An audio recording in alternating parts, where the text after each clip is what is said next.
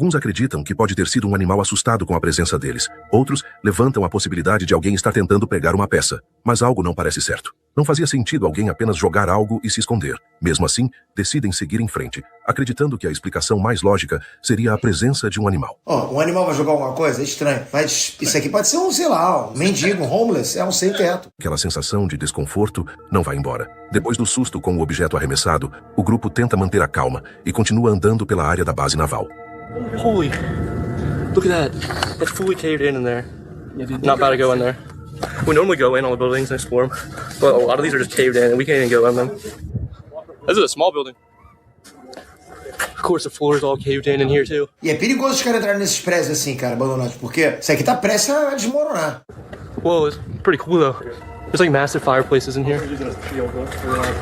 This building is caved in too. Whole front entrance just fell in. Yo, you guys, we are walking over 1.6 miles. Chris wants to make content for you guys, and there might not be nothing out here.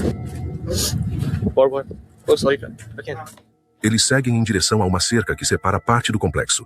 A ideia era passar por um espaço aberto na grade e continuar a exploração do outro lado. Mas assim que começam a se aproximar da cerca, eles ouvem algo. No início, parece apenas um barulho distante. Passos, movimento rápido no mato. Então, o som fica mais próximo.